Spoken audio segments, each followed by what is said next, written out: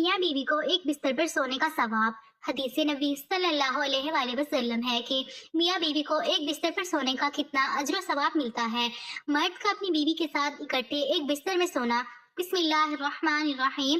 شوہر اپنی بیوی کے ساتھ کیسا سلوک کرے؟ اس حوالے سے اللہ پاک کے آخری نبی حضرت محمد صلی اللہ علیہ وآلہ وسلم کی زندگی باحیثیت شوہر ہمارے لیے بہترین نمونہ ہے۔ ایک بہترین اور عظیم شوہر کے لیے جن خصوصیات کا تصور کیا جاتا ہے وہ ساری کی ساری خصوصیات ہمارے پیارے آقا صلی اللہ علیہ وآلہ وسلم کی ذات و صفات میں کامل طور پر موجود تھی۔ زمانہ جاہلیت میں بیویوں پر جو ظلم و ستم سے پہاڑ توڑے جاتے تھے اسے سن کر ہی کلیجہ منہ کو آتا ہے، مگر بدقسمتی سے ہمارے معاشرے کی حالت بھی اس سے کچھ کم نظر نہیں آتی۔ بیوی کو تنگ کرنا، جبری طور پر مہر معاف کروانا، اس کی حقوق ادا نہ کرنا، ذہنی اذیتیں دینا، ناراض ہو کر عورت کو اس کے ماں باپ کے گھر بٹھا دینا، اپنے گھر میں رکھ کر بات چیت بند کر دینا، دوسروں کے سامنے ڈانٹ ڈپٹ کرنا، مارنا پیٹنا بلکہ قتل تک کر دینا۔ الغرض ظلم و ستم کی وہ کون سی صورت ہے جو ہمارے معاشرے میں نہیں پائی جاتی؟ البتہ جو اسلامی تعلیمات پر صحیح طور پر عمل کرتے ہیں وہ ان نازیبا سرگرمیوں سے محفوظ رہتے ہیں، کیونکہ اسلام نے اس سوچ کی حوصلہ شکنی کی اور بیویوں کے ساتھ اچھا برتاؤ کرنے کا حکم دیا۔ ہمارے پیارے آقا صلی اللہ علیہ وآلہ وسلم اپنی ازواج مطہرات رضی اللہ تعالی عنہم کے ساتھ نہایت اچھا برتاؤ کرتے، چنانچہ فرماتے ہیں تم سب میں بہتر وہ ہے جو اپنی بیویوں کے حق میں بہتر ہو اور میں اپنی بیوی کے حق میں تم سب سے بہتر ہوں۔ حدیث نبی صلی اللہ علیہ وآلہ وسلم ہے کہ میاں بیوی کو ایک بستر پر سونے کا کتنا اجر و ثواب ملتا ہے۔ مرد کا اپنی بیوی کے ساتھ اکٹھے ایک بستر میں سونا افضل ہے، البتہ یہ کہ کسی ایک کو عذر ہو۔ اس لیے مقصد ہم بستری کرنا نہیں بلکہ مقصد بیوی کو خوش کرنا ہے۔ بیوی کا دل خوش کرنے کے لیے ایام کے دنوں میں بھی اس کے قریب ہو جانا، گویا یہ بھی نبی کریم صلی اللہ علیہ وآلہ وسلم کی سنت ہے۔ اس کے ساتھ ایک اور حدیث آپ کے سامنے پیش کرتے ہیں۔ حضرت انس بن مالک رضی اللہ تعالی عنہ سے روایت ہے کہ نبی کریم صلی اللہ علیہ وآلہ وسلم نے فرمایا جن دو مسلمان میاں بیوی کے 3 بچے فوت ہو جائیں جو گناہ کی عمر کو نہ پہنچے ہوں تو اللہ تعالیٰ ان پر رحمت کر کر انہیں جنت میں داخل کر دے گا۔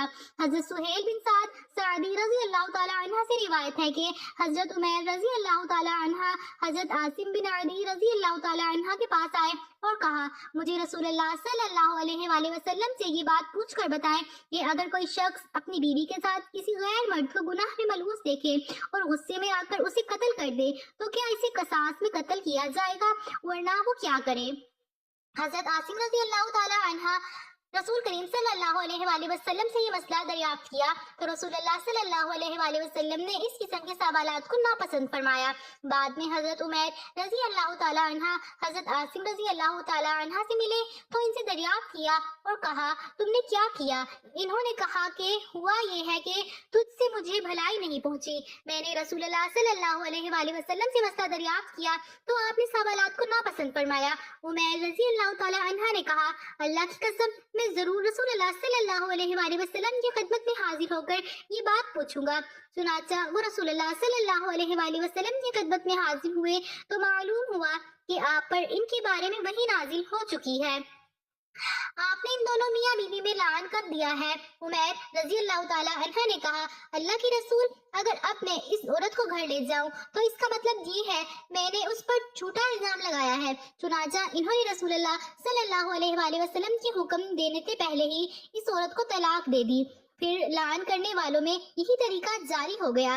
اس کے بعد نبی کریم صلی اللہ علیہ وآلہ وسلم نے فرمایا دیکھو اگر اس عورت کے ہاں سیاہ فام سیاہ آنکھوں والا بڑی سریلی والا بچہ پیدا ہو تو میرے خیال میں اس عمیر رضی اللہ تعالی عنہ نے یقیناً سچ کہا ہے، اور اگر اس کے ہاں بیر بہوٹی جیسا سرخ بچہ پیدا ہو تو میرے خیال میں اس عمیر نے ضرور جھوٹ بولا ہے۔ راوی بیان کرتے ہیں پھر اس عورت کے ہاں بری صورت والا بچہ پیدا ہوا۔ حضرت عبداللہ بن مسعود رضی اللہ تعالی عنہ سے روایت ہے انہوں نے فرمایا جمعے کی رات ہم لوگ مسجد میں تھے کہ ایک آدمی نے کہا اگر کوئی مرد اپنی بیوی کے ساتھ کسی غیر مرد کو گناہ کی حالت میں دیکھ کر قتل کر دے تو تم لوگ اسے قصاص کے طور پر قتل کر دو گے، اگر وہ اپنی بیوی کے مجرم ہونے کی بات کرے تو تم اس سے الزام تلاشی کی سزا کے طور پر کوڑے لگاؤ گے۔ قسم ہے اللہ کی میں یہ بات ضرور نبی کریم صلی اللہ علیہ وآلہ وسلم سے عرض کروں گا۔ آخرکار اس نے نبی کریم صلی اللہ علیہ وآلہ وسلم سے ذکر کر دیا تو اللہ تعالیٰ نے لعن کی آیت نازل فرمائی۔ اس کے بعد اس آدمی نے آ کر اپنی بیوی پر الزام لگایا تو نبی کریم صلی اللہ علیہ وآلہ وسلم نے ان دونوں میاں بیوی کے درمیان لعن کروا دیا اور فرمایا شاید اس عورت کے ہاں سیاہ فام بچہ پیدا ہو۔ چنانچہ سیاہ فام اور گھنگریلے بالوں والا بچہ ہی پیدا ہوا۔ ام المؤمنین حضرت عائشہ رضی اللہ تعالی عنہما سے روایت ہے کہ ان کا ایک غلام تھا اور ایک لونڈی تھی جو آپس میں میاں بیوی تھے۔ انہوں نے کہا اے اللہ کے رسول، میں ان دونوں کو آزاد کرنا چاہتی ہوں۔ تو رسول اللہ صلی اللہ علیہ وآلہ وسلم نے فرمایا اگر تو انہیں آزاد کرے تو عورت سے پہلے مرد کو آزاد کرنا۔ اس کے ساتھ ایک اور حدیث میں آپ کے سامنے پیش کرتے ہیں۔ حضرت انس بن مالک رضی اللہ تعالی عنہ سے روایت ہے نبی کریم صلی اللہ علیہ وآلہ وسلم نے فرمایا جن دو مسلمان میاں بیوی کے 3 بچے فوت ہو جائیں جو گناہ کی عمر کو نہ پہنچے ہوں تو اللہ تعالیٰ پر رحمت کر کے انہیں جنت میں داخل کر دے گا۔ حضرت ابو ہریرہ رضی اللہ تعالی عنہ سے روایت ہے رسول اللہ صلی اللہ علیہ وآلہ وسلم نے فرمایا جب تک میں تمہیں کسی معاملے میں آزاد چھوڑے رکھوں تب تک تم بھی مجھے چھوڑے رکھو، بلا وجہ سوال نہ کرو، کیونکہ تم سے پہلے لوگ اپنے انبیاء علیہ السلام سے سوالات کرنے اور پھر ان کے احکام کی مخالفت کرنے سے ہی ہلاک ہوئے۔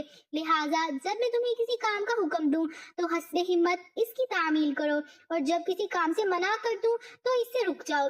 حضرت ابو ہریرہ رضی اللہ تعالی عنہ سے روایت ہے رسول اللہ صلی اللہ علیہ وآلہ وسلم نے فرمایا جس نے میری اطاعت کی اس نے اللہ کی اطاعت کی، اور جس نے میری نافرمانی کی اس نے اللہ کی نافرمانی کی۔ تو دوستو یہ آج کی ہماری ویڈیو جو آپ کے سامنے پیش کی گئی ہے، دعا ہے کہ اللہ تعالیٰ میرا سنانا اور آپ کا سننا اپنی بارگاہ الہی میں قبول و منظور فرمائے، آمین ثم آمین۔ اللہ تعالیٰ کے 99 ناموں میں سے کوئی ایک نام ضرور ٹائپ کریں۔